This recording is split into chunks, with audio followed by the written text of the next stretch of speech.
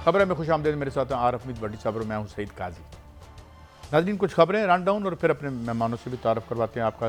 तहरीक इंसाफ इंतखाबात में ताख़ीर जाती है, ये बात जनाब शहबाज शरीफ साहब कह रहे हैं और उसकी वजह तस्मीया आप जानते ही होंगे कि लाहौर में जो एक पेटिशन डाली थी इन्होंने कि जनाब ये ब्यूरोक्रेसी के ज़रिए इलेक्शन न करवाए जाएँ, उस पर फ़ैसला तो नहीं आया, अभी उन्होंने रोक दिया है, अभी नया कोई फैसला नहीं दिया, लेकिन अब लोग पेपर्स कहाँ जमा करवाएंगे। मगर इसके साथ ही इलेक्शन कमीशन ने सुप्रीम कोर्ट को मूव करने का फ़ैसला किया। शौकत सिद्दीकी साहब के केस में क्या जनाब जनरल रिटायर्ड फैज़ साहब को भी फरीक बनाया जाएगा, फैज़ हमीद साहब को, या ये क्या मामला है।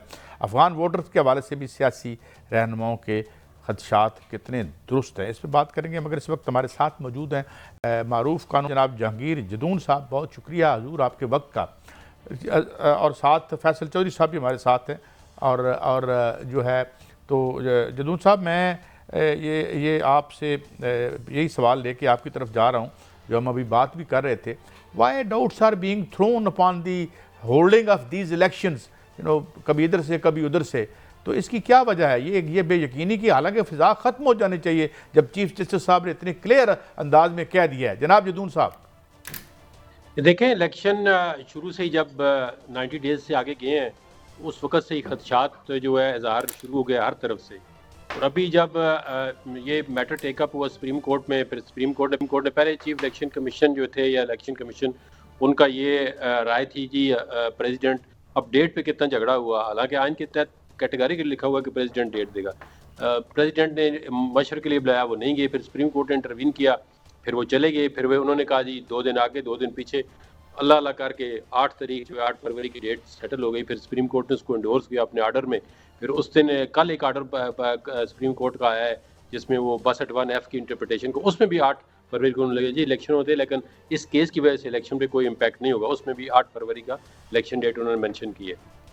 तो अब इसमें सबसे बड़ी जिम्मेदारी, अगर इलेक्शन डिले होते हैं, इलेक्शन कमीशन की जिम्मेदारी है कि वो इलेक्शन टाइम पे कराए। आगे भी इलेक्शन जो है वो देखें, आइन के मुताबिक अगर 90 दिन से निकल जाते हैं तो वो मतलब है फिर अभी इन सुप्रीम कोर्ट अगर इलेक्शन कराना चाहे ना तो एक दिन में हो सकते हैं। वो सुबह डिक्लेयर कर दीजिए ये जो इलेक्टेड गवर्नमेंट है ये इलीगल है, चला के देखें गवर्नमेंट, कोई नहीं चला सकता। लेकिन अब सुप्रीम कोर्ट देखते हैं क्या करती है। उन्होंने 8 तारीख दी है, तो मेरे ख्याल में उनको 8 तारीख को इम्प्लीमेंट करेंगे। खुदा न खास्ता अगर इलेक्शन डिले हो गए ना तो फिर इस मुल्क के अंदर जो है ना वो सत्यानाश होगा कि आप सोच नहीं सकते। मेरे ख्याल में इलेक्शन डिले नहीं होना चाहिए। बिस्मिल्लाहिर्रहमानिर्रहीम। फैसल चौधरी साहब, सुना था कि आइन होता है मुल्क में और उसको तोड़ने वाले आर्टिकल 6 के मरतकब पर डाले जाते हैं, आइन तोड़ने वाले और उनकी मावनत करने वाले। आइन में सुना है आप जैसे साहिब इलम से 90 दिन में इलेक्शन, पंजाब और केपी पे नहीं हुए, हुकूमतें मौजूद, वफाक में नहीं हुए, वजूहात तो जो मर्जी बना लें।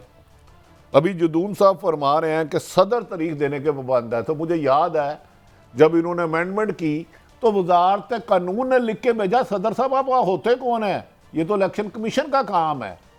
और फिर सुप्रीम कोर्ट मुल्क की सबसे बड़ी अदालत, सुना था 14 मई को इलेक्शन करवाने की कोशिश की गई तो इलेक्शन नहीं हुए।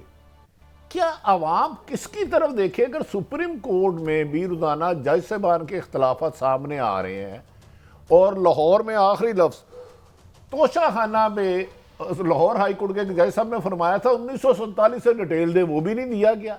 क्या ये अदारे अपनी मर्जी है कि जौन सा मर्जी फैसला माने और जौन सा मर्जी ना माने?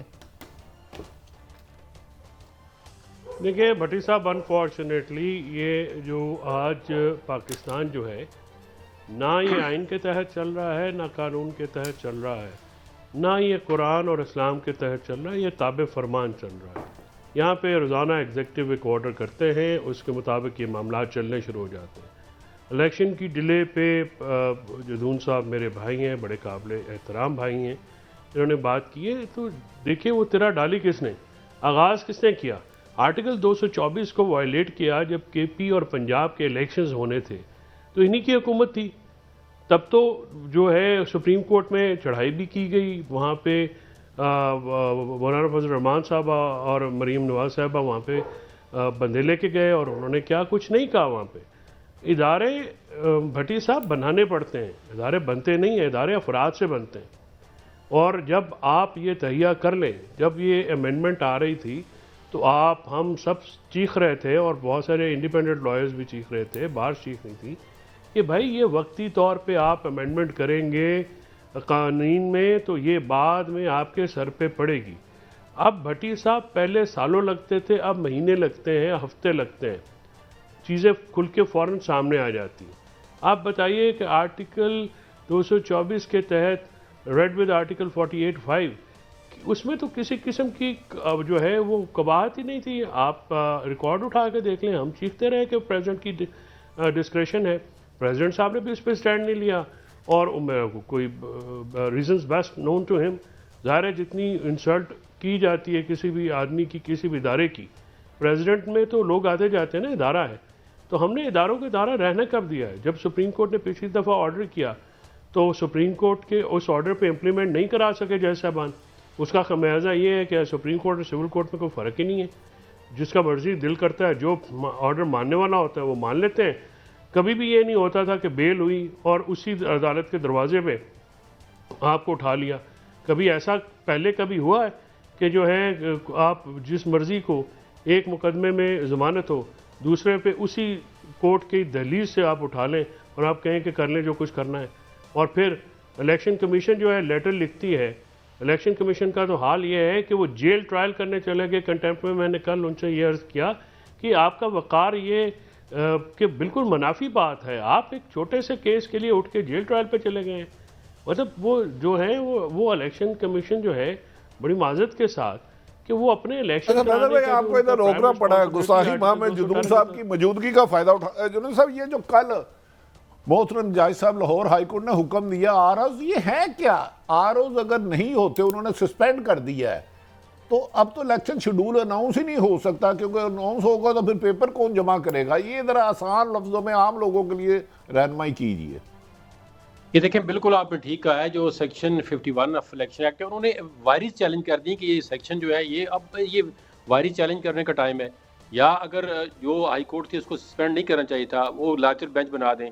ये तो अब आरओ नहीं होंगे तो शेड्यूल ही अनाउंस नहीं हो सकता। शेड्यूल का मतलब होता है कि आप पेपर सबमिट करें, कोई ऑब्जेक्शन करेगा, फिर एक डेट दी गई कि अपील होगी, तो ये सारा निज़ाम जो है वो आरओ से कनेक्टेड है। आरओ नहीं पॉइंट होगा, आपकी बेस ही नहीं होती, आगे काम नहीं चलेगा। आरओ असिस्टेंट रिटर्निंग अफसर फिर आगे होते हैं, तो ये सबसे बेस जो थी वो पार्लियामेंट ऑफ रिटर्निंग अफसर थी। और फिर देखें पंजाब के अंदर उन्होंने हो सकता है ऑब्जेक्शन पंजाब के लिए, उन्होंने पूरे पाकिस्तान के अंदर नेशनल प्रोविंशियल असेंबली के लिए जितने भी आरओ जो नोटिफिकेशन हुआ था मैं गालबन 11 दिसंबर को, उसको सस्पेंड कर दिया है। अब ये क्या किस ज़माने की तोके कि भैया आप अगर आप देते भी नहीं हो, जुडिशरी ने इनकार कर दिया। इलेक्शन कमीशन ने पहले भी कहा है और अब भी उन्होंने मांगा है जी आप हमें जुडिशल अफसर दें। हम उसको उन्होंने कहा जी हमारे पास तो है ही नहीं है, हम क्यों स्टिग्मा अपने ऊपर लेंगे, कल को इलेक्शन फेयर नहीं होंगे। जुडिशरी ने इसमें ये काम कर दिया है। अगर आप खुद भी नहीं देते तो फिर किसी ने तो आरओ अपॉइंट होना है। वो जो बंदे एप्लीकेशन लेके गए हैं, मुझे नहीं सकता ये मैनेज ये खुद ये पीटीआई वाले ले गए हैं। अभी उनके वकील जो है प्रेस कॉन्फ्रेंस कर रहे थे, वो तो उन्होंने ऑन की है कि जी हमारी ये पिटीशन थी, हम खुद लेके गए हैं। तो इस तरह तो फिर समझ नहीं आ रही क्या। मेरी गुजारिश है, हाई कोर्ट नहीं देती, ब्यूरोक्रेसी मुतनादा है, क्योंकि 16 एमपीओ जो है ना बार बार पीटीआई के लोगों को निकल रहा है, वो डीसी निकालता है और वो कहाँ लगे हैं। तो फिर ये इलेक्शन कराएगा और ब्यूरोक्रेसी पे डीसी मुतनादा है आजकल दुनिया में, कहाँ पे रह रहे हैं आप? नहीं, 16 एमपीओ कौन निकालता? सर मैंने कभी नहीं निकाला, कसम से। जदून साहब मेरे से कसम ले ले, ईमानदारी से ले ले। आप बताएं क्या यकीन दहानी कराऊं, होम सेक्रेटरी या डीसी सुना है? कौन निकालता 16 एमपीओ का ऑर्डर? उसका केस है उसमें अपना इस्लामाबाद हाई कोर्ट में। तो उन्होंने कहा कभी आपने माइंड अपना अप्लाई किया है? तो उसने कहा जी माइंड क्या चीज होती है जो मैं अप्लाई करूं। आज शेर अफजल मुनव्वत को किस कानून के तहत 16 एमपीओ के साथ सुना है गिरफ्तार किया है? और ऐसी मैं दर्जनों मिसालें दे सकता हूँ। मुझे अपना मेडिकल कराना पड़ेगा, मुझे लगता है हालात ऐसे आ गए हैं। अब मैं आपकी रहनुमाई चाहूंगा। वो देखें ये एमपीओ शैम्पियो सब जो है निगरान हुकूमत है, कुछ ऐसी हुकूमत नहीं है। तो जिनकी हुकूमत है वही एमपीओ लगाते हैं, वही अरेस्ट करवाते हैं। अब आपको पता है सारा कुछ, आप खोल के आप खुद बयान कर दें, आपको सब सारा कुछ पता है। जदून साहब आप हमारे वकील होगे ना फ्री? इतने पैसे नहीं है। नहीं, मैं बिल्कुल आपका वकील हूँगा। और कैमरा कह दिया आपने। वकील तो आप होंगे, अंदर तो हम होंगे ना जरूर। अच्छा, आपके साथ जो फैसल बैठा हुआ है इसने मुझे कहा जी मेरे वकील हो जाए। मैंने कहा आपके भी साथ जाती हूँ कि मैं आपका भी वकील हो जाऊंगा। चले अल्लाह आपको अपने साहब, अब ये जो स्टेट ऑफ अफेयर्स है जिसमें आप सारे दोस्त बात कर रहे हैं कि अदालत की चौखट से बंदे उठा लो, उसके बाद क्या है कि जी अगर जो अपना ये है आज अफसल मरवत को भी उठा लिया उन्होंने, तो इसका मतलब ये है कि हमें अब हम आदी हो जाएं सारे माहौल के कि ये जो आइन की और पावर की स्ट्रक्चर की जो नई शक्ल है, इसमें से तो हमें कोई नज़र नहीं आता, तो दिल जलाने का फ़ायदा कोई नहीं है मुझे लगता। फैसल चौधरी साहब, do you think this is for no end for indefinite period? भाई साहब, अफसोस की बात होती है ना जब आपके जो एपेक्स कोर्ट के जैसा फरमाएं कि बुनियादी हकूक़ हमें कहाँ ले जाएंगे, विदाउट रियलाइजेशन कि बुनियादी हकूक़ ही वो चीज़ें थी जिससे इस्लाम ज़हूर पजीर हुआ। फ़र्क क्या होता है किसी भी महज़ब माशरे में, किसी भी सिविलाइज सोसाइटी में और अनसिविलाइज और गैर महज़ब माशरे में? वहाँ पे कानून का राज होता है, बुनियादी हकूक़ जो है इंश्योर किए जाते हैं, बुनियादी आज़ादियाँ जो हैं वो सल्ब नहीं करने दी जाती। यही फ़र्क है ना जो तरक्की याफ्ता ममालिक हैं और गैर तरक्की याफ्ता ममालिक हैं उनमें। जब जुडिशल सिस्टम, मौला अली ने कितने हज़ार साल पहले कहा था कि आपको अदल का निज़ाम चल सकता, कुफर का निज़ाम चल सकता है, बेअदली का, बेइंसाफ़ी का निज़ाम नहीं चल सकता। आप मुझे बताइए कि जिस मुल्क की अदालतें जो हैं वो इतनी बेबस हो जाएं कि वो कोई आदमी उनके सामने उठाया जाए वो उस पर कान पे जूं तक ना रेंगे।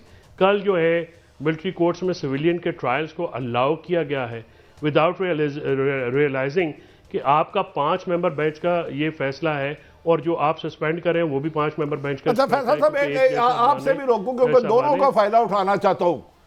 चले, सहाफत की तो तदफीन हो चुकी, उसे तो डायरेक्शन आती है इसको बनाना है इसको नहीं बनाना, ये बोलना ये नहीं बोलना, जबान काट दी गई, जमीर मुर्दा कर दिए गए, नहीं तो अरशे शरीफ बन जाओगे अगर जिंदा रहोगे।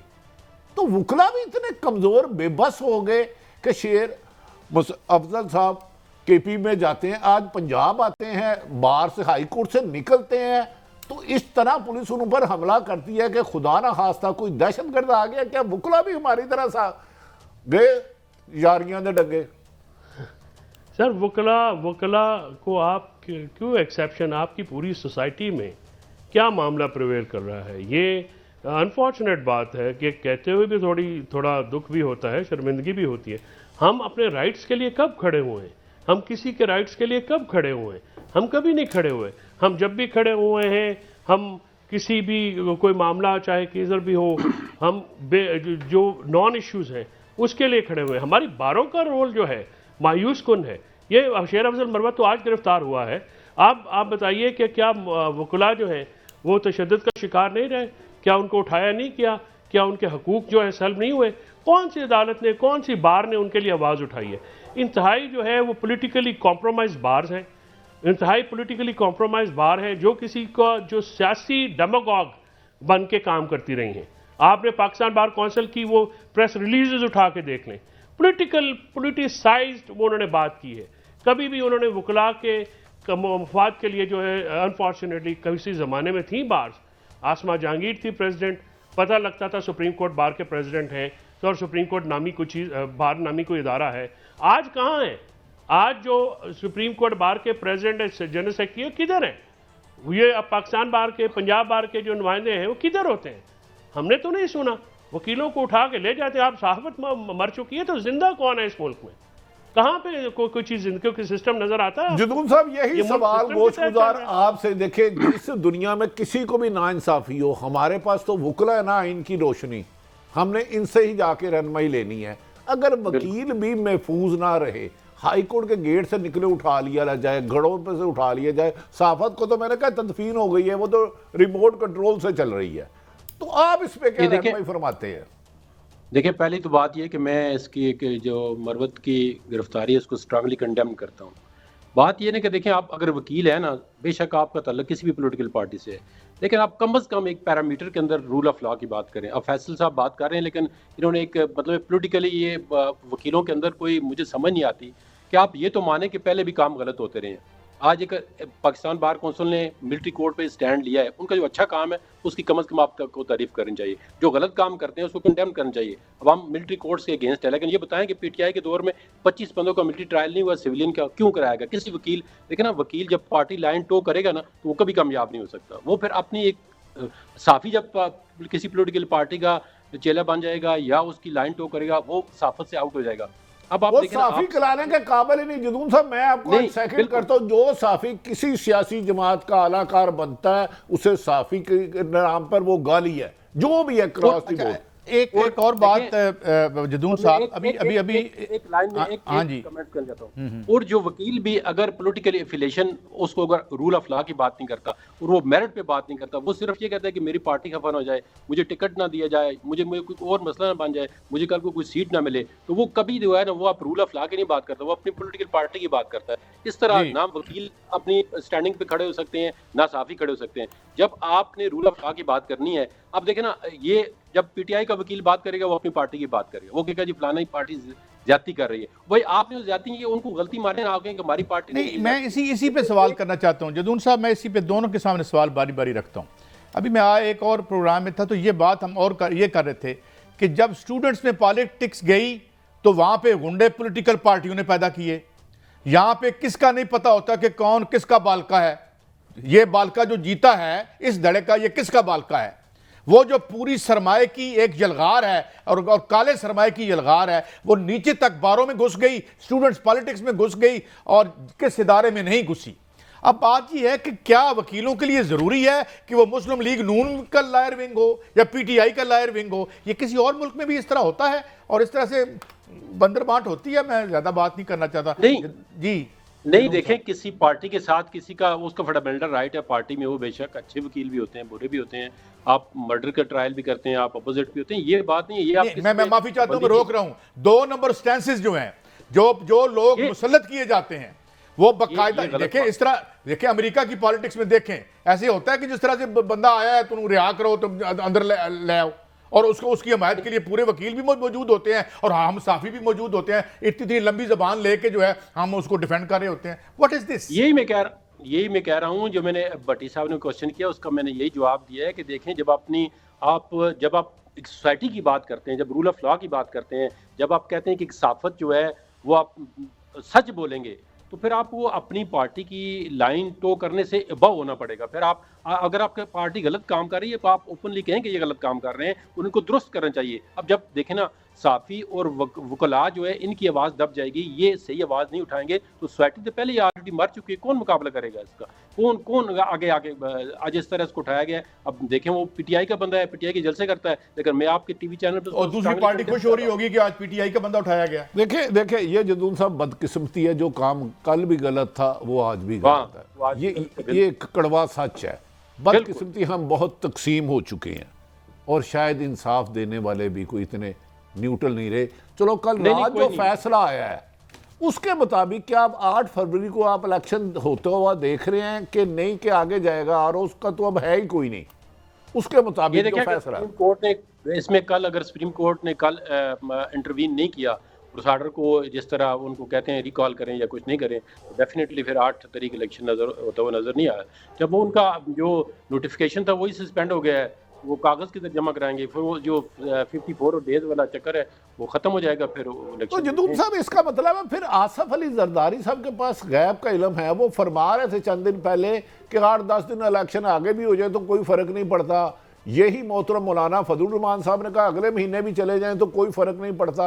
अमीर मकाम साहब ने भी कहा आगे चले जाएं। इसका मतलब है ख्वाहिशात पे आगे जाने चाहिए, आइन के मुताबिक नहीं होने चाहिए। ये हमारे पॉलिटिशियन चाहते हैं। अब अभी पाकिस्तान के अंदर तो मेरे ख्याल में आइन के मुताबिक, तो अगर आइन को आप आर्टिकल 1 से शुरू करें आखिर तक, तो मेरा नहीं ख्याल कि कोई किसी आर्टिकल पे भी कोई इदारे जो हैं वो प्रॉपरली 100% अमल कर रहे हैं।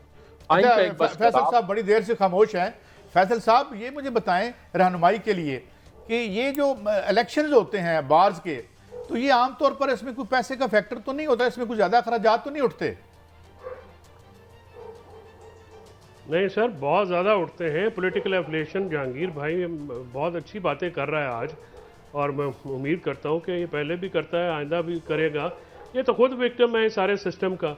इसने स्टैंड लिया और बेचारे को एडवोकेट जनरली से हाथ धोने पड़े। तो इसीलिए मैं कहता हूं स्टैंड, मैं तेरे लिए आवाज़ भाई उठाऊंगा। मैं इसलिए नहीं कहूँ, मेरी बात सुने।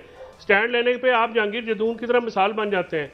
आप स्टैंड लें, आप देखिएगा कि आपके साथ होता क्या है। आप ये कहते हैं कि बारों के इलेक्शन आप लाहौर हाईकोर्ट बार और लाहौर डिस्ट्रिक्ट बार और बाकी डिस्ट्रिक्ट बारों के जो मेजर हैं, आप काजी साहब ज़रा जाके अनऑफिशियली उनके आप अखराजात जो होते हैं आप उन पे लगाएं तो आपके होश उड़ जाएंगे। कहाँ से आते हैं इतने क्या पैसे? मतलब ये एक वकील अखराजात के कहाँ पास से तो आते पैसे हैं? नहीं होते इतने। ये फैसल सब वकील पैसे तो कैसे लग गए सर, मुखरा के करोड़ों वार रुपए में? करोड़ों हमारे रुपए साथियों में, के भी करोड़ों होते रुपए हैं, में। तो हमारे और तो फिर जिस तरह से 5,000 साल नहीं वो लगता। वकालतें चलती हैं। नहीं इलेक्शन में और सर जी वोट डालना 5,000 पैसे छोड़ो, कहाँ इतने से आ गए करोड़ों रुपए बीच लगते में? हैं। करोड़ों कैसे करोड़ों आ लगते गए हैं। मेरे और भाई? अनवर, वोट आप पता डालना नहीं है। किस दुनिया में रहते हैं, आप कौन सी दुनिया में रहते हैं? बज़ाहिर पता नहीं, आपके पाकिस्तान है 5,000 लेकिन इसमें कहाँ से राज लगते हैं किसी और जब- का है। अच्छा जी जी जी फैसल साहब बात मुकम्मल और करें फिर सर हम इलेक्शन पे आते हैं। राज इतने जिसका भी है, बात यह है कि इलेक्शन जो है 8 जनवरी को मुझे तो होते हुए नजर नहीं आ रहे। पॉलिटिकल विल किसी की है नहीं है, ना किसी की ख्वाहिश है कि इस मुल्क में इलेक्शन हो। चले इलेक्शन हो जाए कि स्टेबिलिटी आ जाए, कोई पार्टी आ जाए वो आके हुकूमत संभाल ले। यहाँ पे तो कोई जो है, मुझे इलेक्शन होते हुए 8 फरवरी को क्या, बाकी 8 फरवरी से आगे भी हो जाए तो बड़ी बात है। पहले जो है पॉलिटिकल पार्टीज ने उस वक्त नहीं एग्री किया जब ये हो अच्छा रहा था। फैसल भाई और उस वक्त जदूर फैसल भाई ये कौम भुगत रही है। दोनों से आपसे सवाल। मोहतरम शौकत सिद्दीकी साहब का केस चल रहा है, हमेशा जो हम रिटायर हो जाएं उन पर इल्जामात लगाते हैं। आप इसका फ्यूचर क्या देखते हैं? जो शौकत सिद्दीकी साहब का केस है सुप्रीम कोर्ट में जेर समाअत है। ये देखें, मैं जवाब दे दूं, शौकत सिद्दीकी साहब का केस जो है, पहले जितने भी सुप्रीम कोर्ट के बेंच हैं उन्होंने इंटेंशनली डिसाइड नहीं किया, चाहे उन पर प्रेशर था या वो डिसाइड नहीं करना चाहते थे। तो शौकत सिद्दीकी साहब ने जो बातें की हैं उसको अभी तक कंट्राडिक्ट नहीं किया किसी ने। इसीलिए आज उन्होंने कहा जी आप अगर किसी शख्स पे इल्ज़ाम लगा रहे हैं, किसी इदारे पे लगा रहे हैं, ज़ाहिर इदारे में तो 200-400 बंदा काम करता होगा, उन्होंने जी हम इन खास पे इल्ज़ाम लगा रहे हैं, तो उनका बाकायदा आज उन्होंने अमेंडेड पिटीशन डाल के उनको पार्टी बना दी है। अब कल अगर उनको नोटिस इशू होते हैं, होपफुली कल नोटिस इशू करेंगे, तो फिर वो देखते हैं कि वो बंदे आके शौकत सिद्दीकी साहब के जो बयान है उसके बारे में क्या कहते हैं। अब भी फ़िलहाल तो जो उन्होंने बयान दिया है उसको उस इदारे के किसी सरबराह ने जो थे उस वक्त कोई कंट्राडिक्ट नहीं किया है, कोई काउंटर एफिडेविट नहीं दिया है अभी तक। तो जदूर साहब एक रहनुमाई के लिए फिर यही सवाल फैसल, क्या कमर जवेद बाजवा साहब जो एक्स आर्मी चीफ है या मोहतरम फैज़ हमीद साहब, क्या उन्हें बुलाने का क्या तरीका? कोई नोटिस दिया जाएगा या बंदा जाके मैसेज देगा जरा तशरीफ लाएं? नहीं, वो तो सुप्रीम कोर्ट का नोटिस होगा, तो वो फिर वो आना चाहे तो आए, नहीं आएंगे तो इसका मतलब है उसकी बातें सच्ची हैं, फिर नहीं आएंगे तो वो जो वो कह रहा है वो जहांगीर साहब से जरा ये पूछें कि अगर मैं और ये किसी को पार्टी ना बनाएं, सुप्रीम कोर्ट इस तरह से मौका देती है या कहती है कि आप और फलां को पार्टी बनाएं, हम नोटिस देते हैं? पिटीशन नहीं बनती, अगर नहीं नोटिस पार्टी बनाए तो डिसमिस करें। नहीं, सुप्रीम कोर्ट तो कई दफा खुद बुला लेती है। नहीं देखें नहीं सर, आप मेरी बात सुने, देखें ये तो फंडामेंटल ड्राफ्टिंग का और प्लीडिंग का बुनियादी असूल है। अगर उन्होंने पार्टी नहीं बनाया था तो इल्ज़ाम किस बात का लगा रहे हैं? तो पटिशन जो है वो ऑन देयर ओन मेरिट चलेगी ना। ये तो नहीं होगा कि भट्टी साहब का नाम जो है वो ज़बरदस्ती आप रखवा दें, काजी साहब का, फैसल चौधरी का, जहांगीर जदून का कि पाओ इन्होंने असी कल नोटिस देना है। मतलब ऐसे थोड़ी होता है कि आपकी मेरी पटिशन हो तो आप फाइलें हमारे सर के ऊपर से उड़ती हुई पीछे जाती है कि आपको पता नहीं है ड्राफ्टिंग का, आपको प्लीडिंग नहीं आती, आप यहाँ पे लेने क्या आ गए हैं? ठीक है, नहीं उन्होंने महल में कॉन्ट्रडिक्शंस हैं, ये तजादात हैं। ये जो मामलात इस वक्त हो रहे हैं ये इस मुल्क का मामला नहीं है। इस मुल्क का मामला इस वक्त आइन और कानून पे अमल दरामद ना होना है, बुनियादी हकूक का ना होना है और इलेक्टेड और रिप्रेजेंटेटिव हुकूमतों का ना होना है। इस मुल्क में आइन पिटीशन में किसी पास लाना है ना, यहाँ पे बुनियादी हकूक की खिलाफ वर्जियाँ हो रही हैं, वो हैं, वो इन पे कोई तवज्जो नहीं दे रही। ये फैंसी बातें हैं कि आप फलान लगा दें जी, फलां रेफरेंस लगा दें तो फलां केस लगा दें, तो भगत सिंह का कल मुगलों का भी केस लगा दीजिएगा। जो आज हो रहा है उसको तो एड्रेस कर लें। अच्छा, वैसे जो आज हो रहा है वो तो शायद 5-6 साल बाद होगा और होगा। ये बिल्कुल जदूब साहब ये बात आप नोट कर लें। अच्छा नहीं, मेरे बाकर नजवी साहब का करता हूँ, यही बात मैं कह रहा हूँ, बस जो हो रहा है 5 साल के बाद उल्टा हो जाएगा, लाजमी होगा। राइटिंग ऑन दी वॉल लिख के अच्छा ये बाकर नजवी साहब का लेटर भी आ जाता, फायद ईसा साहब लिखते हैं वो भी पहले आ जाता। जब फायद ईसा साहब का लेटर बाहर आता था उस वक्त एतराज नहीं कर रहे थे। ये क्या चक्कर है? लेटर खुफिया होता है, आ मीडिया में जाता है, ये क्या लीकेज होती कहाँ से? ये सुई कैसे लेटर ना हो गया, सुई कैसे हो गई कि लीक हो गया? जो लेटर लिखते हैं सर, काजी फैसल साहब भी लिखते थे तो वो भी मीडिया वालों को खुद भेजते थे। अब देखिए सच बात बनानी चाहिए, ये ना कंटेम्प्ट लगा दें मुझ पे कल, लेकिन अभी जो वो दूसरे साहब भी लिख रहे हैं वो भी मीडिया वालों के लिए जरूरी होता है मेरे ख्याल में। कुछ सहीफे मुकद्दस होते हैं, कुछ नहीं होते। अच्छा दोनों से एक आखिरी सवाल, जिस मुल्क में अदारों की बेहतरी के, अवाम की बेहतरी के लिए अदारे बनाए जाएं, पुलिस हो, FI हो, नैप हो, वो अवाम की बेहतरी और फलाह बहबूद की बजाय अपने मफादात को तरजीह दे, क्या वो कौमें तरक्की कर सकती हैं? बिल्कुल नहीं कर सकती। इदारा कौन सा पाकिस्तान में जो है बिल्कुल नहीं अवाम करती। की खिदमत कर रहा बिल्कुल है, नहीं कर सकती। इसमें तो बहुत शुक्रिया फैसल साहब, आप क्या कह रहे हैं? जहांगीर साहब, अभी ब्राजील का प्रेसिडेंट हुआ है, ब्राजील में प्रेसिडेंट जो इलेक्ट हुए हैं नए, वो नाम लूला। मुझे अभी भूल गया है सर, लूला उन्होंने दा सिल्वा। 21 महकमे को 9 महकमे पे अपनी की है, और उन्होंने एक इनकलाबी प्रोग्राम दिया है अपने। ब्राज़ील आपको पता है बहुत ज़्यादा अंडर डेट कंट्री है, बहुत ज़्यादा उसको भी इकॉनमी की मुश्किलात है। वहाँ पे भी एक नया सिलसिला चल रहा है कि आप कैसे जो है वो एक उनके वो he was a TV anchor, Aaraf Amir Bhatti साहब जैसा या काजी साहब जैसा, तो वो बंदा इलेक्ट हुआ है प्रेसिडेंट। ऐसा करें फैसल चौधरी और जहांगीर जदून साहब और मेरे लिए और कादी सईद त्यारों के लिए कादी साहब है कुछ कह रहे थे आप? अच्छा नहीं, मुझे ब्रेक लेनी है भट्टी साहब, आप अपनी बात याद रखिएगा। लुटन वाले रज रज लुटे है, लुटन वाले रज रज लुटे, सोए तुसी भी हो ते सोए असी भी हाँ, अखियां दी लाली पई दसदी है, रोए तुसी भी हो ते रोए असी भी। अच्छा, ये इसका कोई गुफ्तगू से ताल्लुक नहीं था, ये बिल्कुल शायरी से बड़ी मोहब्बत है इन्होंने, तो उन्हें एक शायरी के तौर पे सुना दी। मगर हम ब्रेक लेते हैं और ब्रेक के बाद जब हम हाजिर होंगे तो और भी हमारे पास खबरें हैं। और आपका बहुत शुक्रिया जनाब जहांगीर जदून साहब और फैसल चौधरी साहब। ब्रेक के बाद हाजिर होते हैं।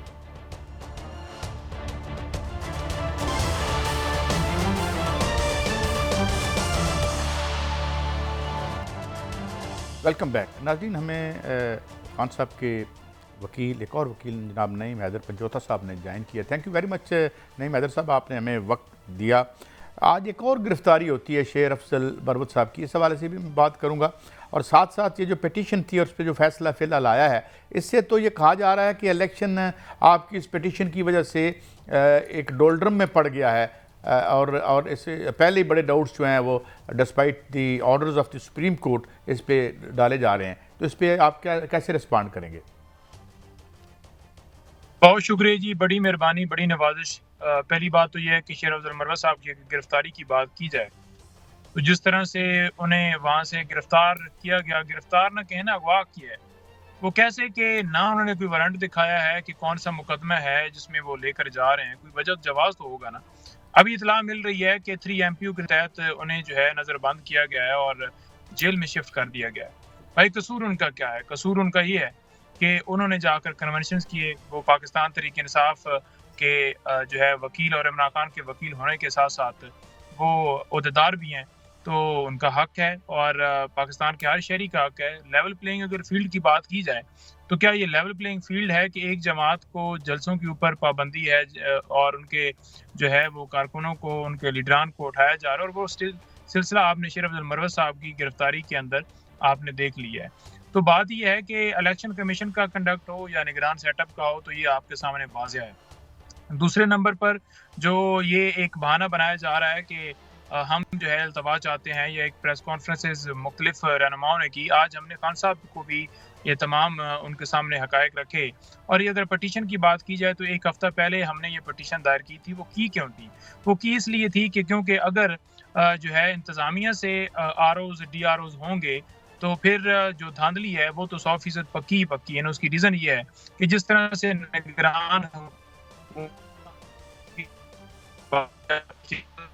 किया है तो निगरान हुकूमत नहीं किया ना जी। और इसके अलावा जो तोड़ लोगों के घरों में छापे मारे जा रहे हैं, लोगों को अगवा किया जा रहा है, वो कौन कर रहा है? निगरान हुकूमत कर रही है। तो सारी जिम्मेदार तो वो है क्योंकि वो बैठी है। तो जब उनके लगाए हुए DC ही वहाँ पर ROs और DROs होंगे तो फिर तो 100% जो एक प्लान बनाया गया था लंदन में, उसको तो एग्जीक्यूट करवाने में उनका जो रोल होगा वो सफ़े अव्वल का होगा और वो उसके ज़रिए करेंगे। तो इसलिए हमने वो गुजारिश की थी कि वो नहीं होने चाहिए।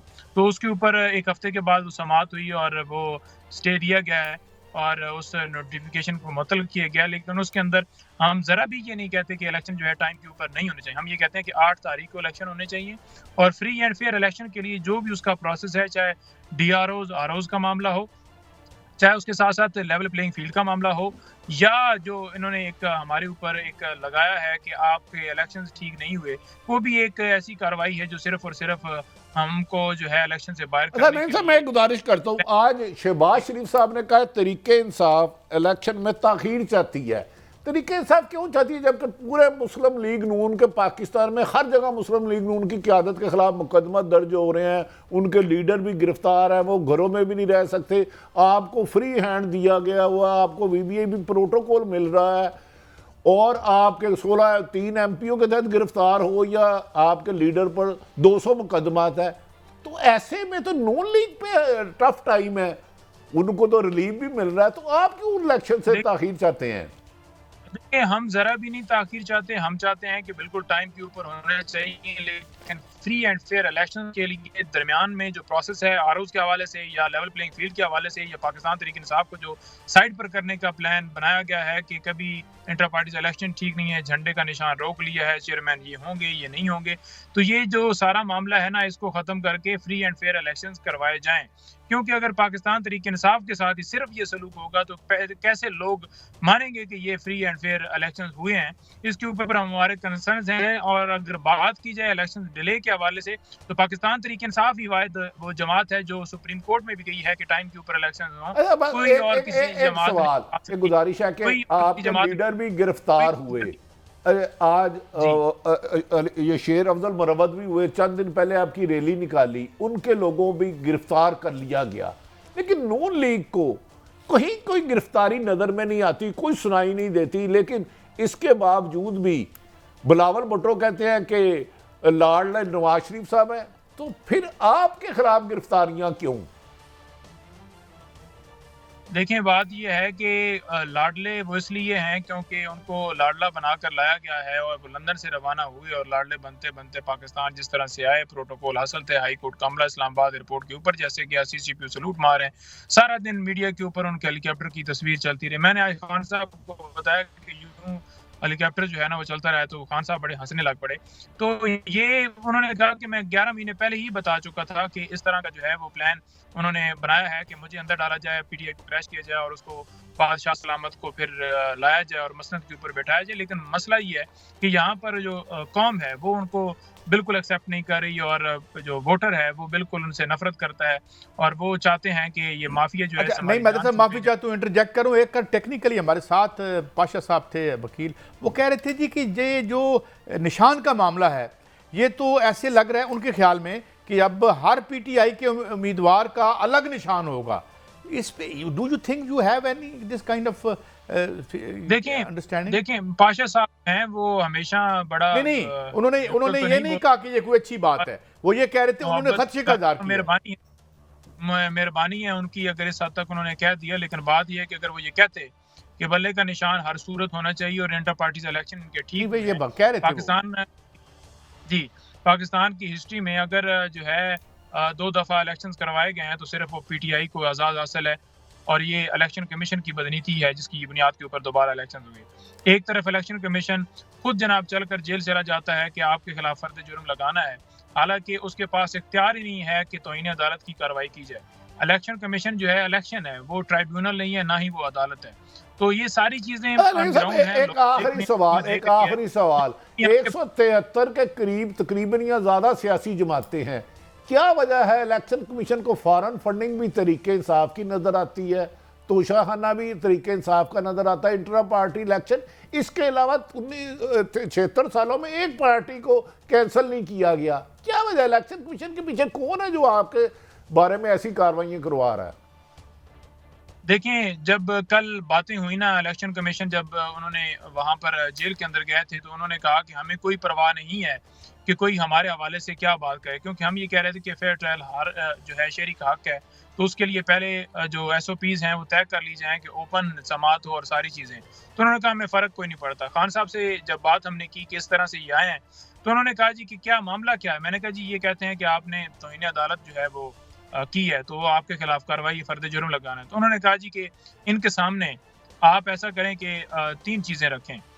तो हमने कहा कि जी बताएं क्या रखें जिसमें आपके सवाल का जवाब ही मिल जाएगा। उन्होंने कहा जी ये हलफ के ऊपर जो है वो ये कह दें कि ये न्यूट्रल हैं, हलफ के ऊपर ये कह दें कि निगरान हुकूमतें जो हैं न्यूट्रल हैं, हलफ के ऊपर कह दें कि ये किसी से इंस्ट्रक्शंस डायरेक्शंस नहीं लेते, तो फिर मैं माजरत कर लूँगा। तो उसका जवाब आपको आ गया होगा। बहुत शुक्रिया। वैसे ज़्यादा जोर ना लगा भी देना चाहिए। हजूर ब्रेक है और आपका वक्त का बहुत शुक्रिया। हम वापस आते हैं। एक तो बड़ी अहम बातें जो हमने करनी है और अफगान वोटर्स के हवाले से जो खदशात का इज़हार किया जा रहा है। ब्रेक हमारे साथ रहिए।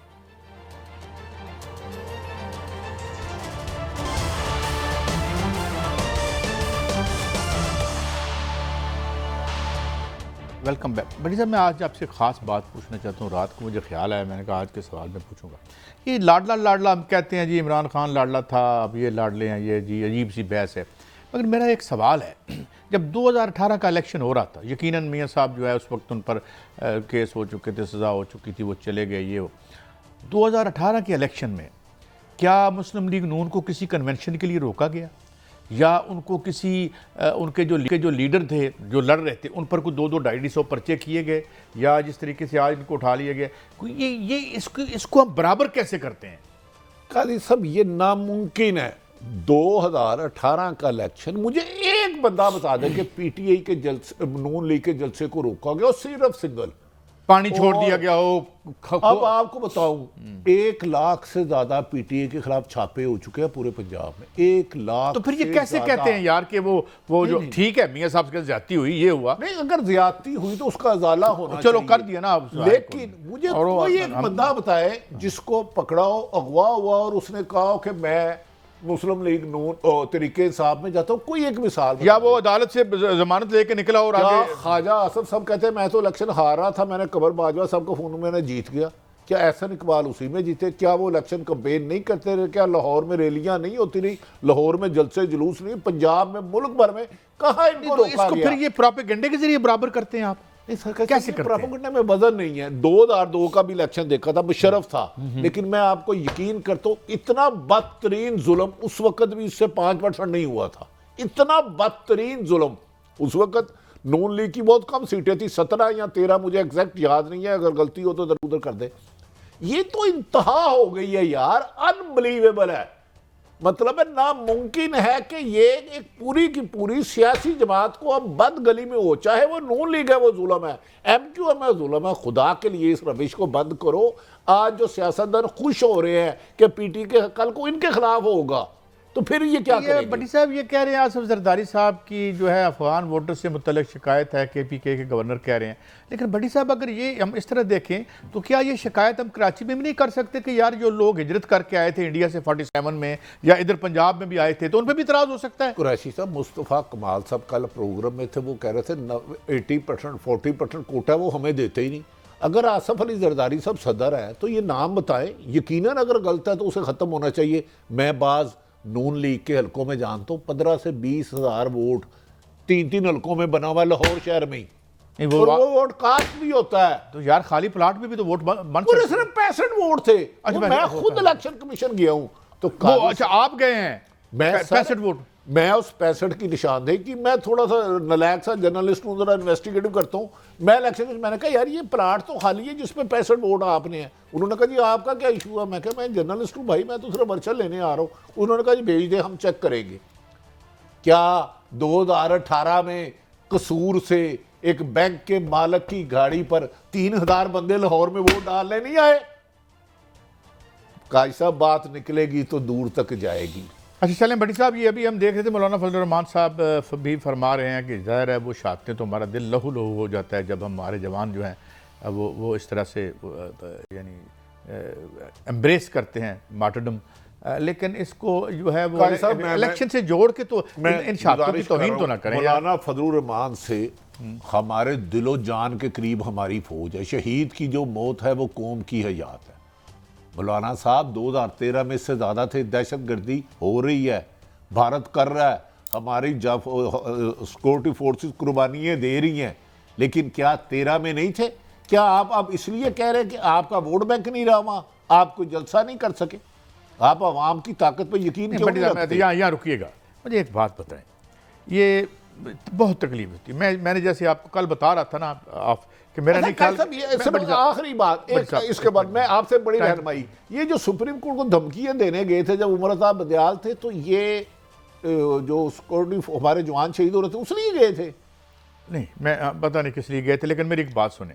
मैं चूँकि खुद एक ऐसे ज़िले से हूँ जहाँ से बहुत मेरे खुद ख़ानदान में बेशुमार फ़ौज में लोग, फ़ौज की इन जवानों की बेलौस कुर्बानियाँ जिनसे हमारा दिल लहू लहू हो जाता है, वो आपके इलेक्ट्रल इशू के लिए इस्तेमाल करेंगे? आप डूब मरने का मकाम है। मुझे ये बताएं यार, इन्हें हुकूमत देने के लिए इलेक्शन देना ये इतना दुखी शहीदों का हम पर कर्ज है, हम उनके मकरूद हैं हर शहीद के। मेरे शहर के मेरे शहर के कर्नल ने जान दी एक जगह पे, तो मैंने एक उस पर पैकेज किया, तो उनकी बेवा का मुझे फ़ोन आया कि मुझे पैकेज काट के भेज दो, और मैं बैठे सोचता रहा, रोता रहा। छोटे छोटे बच्चे थे, मगर ये क्या कि ये कुर्बानियों का भी सौदा करते हैं और कुर्बानियों को भी हम इस्तेमाल करते हैं। अफसोस की बात है, उसको इसके साथ मिक्स ना करें। वक्त खत्म हुआ, हफ्ते का आखिरी बशर्ते ज़िंदगी मिलेंगे मंडे को। इजाज़त, अल्लाह हाफ़िज़।